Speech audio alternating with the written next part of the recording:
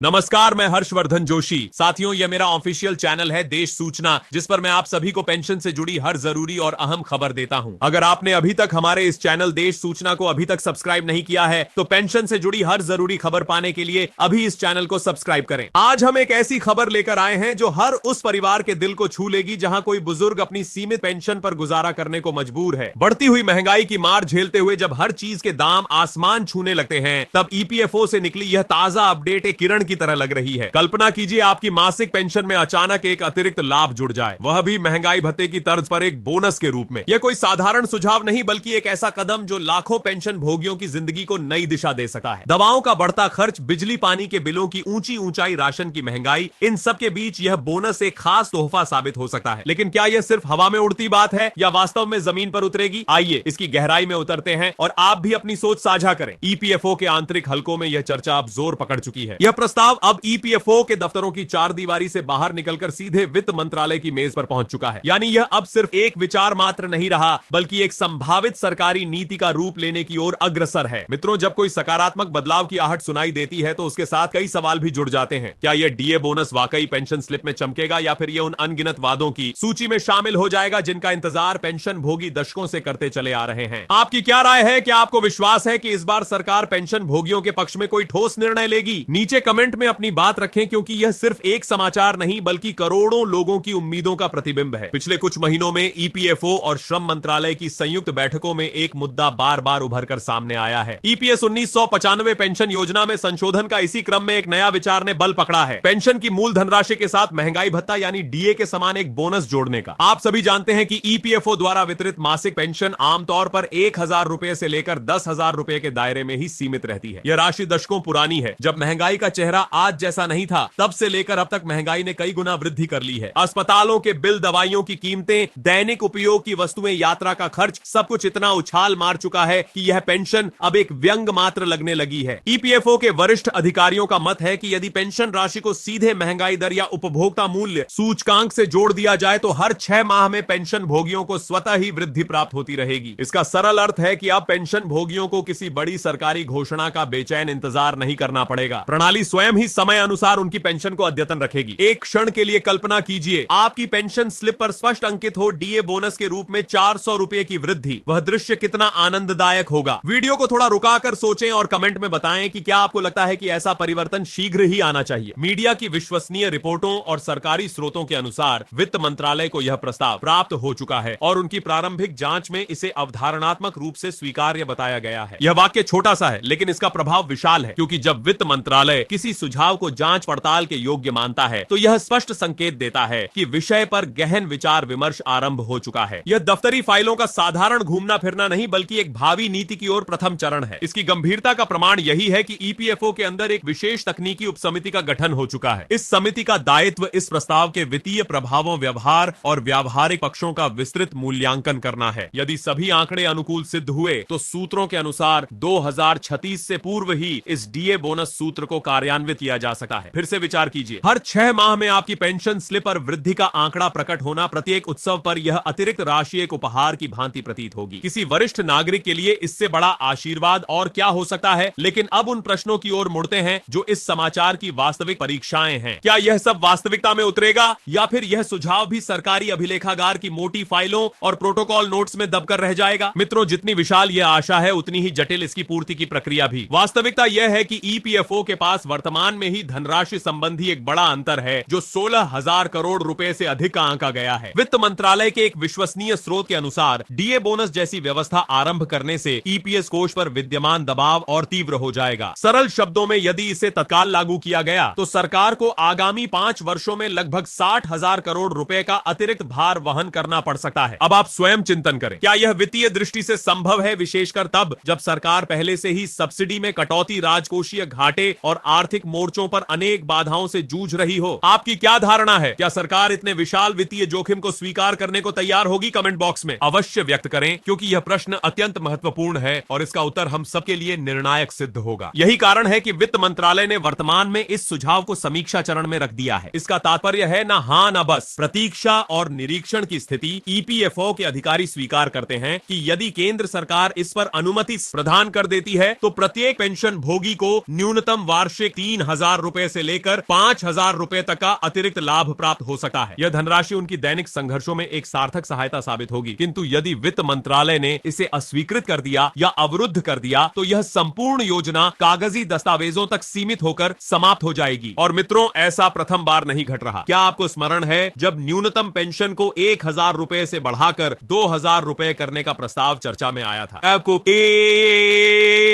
वह कितनी बार दफ्तरों के गलियारों में घूमा, कितनी सभाएं हुई और अंत में क्या परिणाम निकला? मात्र एक प्रतिक्रिया। समीक्षा प्रक्रिया में आज भी परिस्थितियां वैसी ही हैं। फाइलें परिवर्तित होती रहती हैं, विमर्श होते रहते हैं, नई नई समितियां गठित होती रहती हैं, किंतु पेंशन भोगी के खाते में आने वाली राशि वही पुरानी अपरिवर्तित रहती है। इसी आशा और निराशा के मिश्रण में देश के विविध प्रांतों से पेंशन भोगी संगठनों ने पुनः अपनी पुकारें बुलंद करनी प्रारंभ कर दी हैं। उनका स्पष्ट संदेश है, यदि सरकार डीए बोनस प्रदान करने में असमर्थ है तो कम से कम वर्तमान पेंशन राशि में एक बारगी ठोस वृद्धि तो करें। लेकिन वित्त मंत्रालय का उत्तर भी स्पष्ट है, पहले सिद्ध करें कि यह कोष दीर्घकालिक रूप से टिकाऊ है। अर्थात जब तक ईपीएफओ यह प्रमाणित ना कर दे कि अतिरिक्त लाभ प्रदान करने के पश्चात भी पेंशन कोष भविष्य में वित्तीय स्थिरता बनाए रख सकेगा, तब तक कोई नया लाभ नहीं जोड़ा जाएगा। अब प्रश्न यह उत्पन्न होता है, क्या यह डीए बोनस का स्वप्न मात्र समाचार पत्रों की सुर्खियों तक सीमित रह जाएगा या यह पेंशन भोगियों की जीवन धारा में एक वास्तविक परिवर्तन लाने में सफल होगा? वीडियो को विराम देकर कमेंट में अपनी मत प्रकट करें। आपको क्या प्रतीत होता है, क्या इस अवसर पर कुछ ठोस घटित होगा? अब हम उस आयाम पर चर्चा करेंगे जिस पर प्राय खुली बहस नहीं होती। ईपीएफओ और वित्त मंत्रालय के मध्य चल रही नीतिगत टकराहट का एक और ईपीएफओ है जो इच्छुक है कि पेंशन को एक गतिशील जीवंत तंत्र बनाया जाए जो महंगाई के साथ स्वाभाविक रूप से अनुकूलित होता रहे। दूसरी ओर वित्त मंत्रालय है जिसकी प्राथमिकता वित्तीय अनुशासन और संसाधनों का कुशल उपयोग सुनिश्चित करना है। उनका दृढ़ रुख है, पहले कोष की मजबूती फिर सूत्र का क्रियान्वयन। इस टकराहट की सर्वोच्च कीमत कौन अदा कर रहा है? आप, अर्थात देश के लाखों पेंशन भोगी जो प्रत्येक माह वही 1,1200 या 1,500 रुपए प्राप्त कर अपना निर्वाह करने को बाध्य हैं। प्रत्येक वर्ष वही प्रश्न, क्या इस बार कुछ बदलेगा? कितनी बार आशा का दीपक जला? कितनी बार नई दस्तावेजीकरण की प्रक्रिया आरंभ हुई? कितनी बार आश्वासन दिया गया कि आगामी सभा में निर्णय हो जाएगा, किंतु सत्य हमेशा एक ही रहा। पुनः विचार की आवश्यकता। कल्पना कीजिए जब कोई 68 वर्षीय पेंशन भोगी यह कहता है कि मेरी औषधियों का व्यय भी इस पेंशन से पूर्ण नहीं होता, तो क्या यह राष्ट्र के लिए लज्जा का विषय नहीं? और फिर जब सरकारी पक्ष से ऐसी संभावनाओं की उद्घोषणा होती है तो जनसामान्य को अनुभव होता है कि अब परिवर्तन निश्चित है, किंतु आंतरिक कथा भिन्न ही होती है। दस्तावेज, अनुमोदन, फाइल टिप्पणियां, विभागीय टिप्पणियां एक साधारण पेंशन भोगी के लिए यह मात्र कुछ विदेशी शब्द हैं, किंतु वास्तव में यही वे बाधाएं हैं जो उनके अधिकार और वास्तविकता के मध्य खड़ी हैं। फिर भी आशा अभी भी सजीव है, क्योंकि जब तक कोई पेंशन भोगी अपनी वाणी को मुखर बनाए रखेगा, जब तक ईपीएफओ और सरकार पर दबाव कायम रहेगा, तब तक यह विषय समाप्त नहीं होगा। हो सकता है कि आगामी केंद्रीय प्रबंधन बोर्ड ट्रस्टी सभा में या परवर्ती बजट सत्र में जब सरकार को के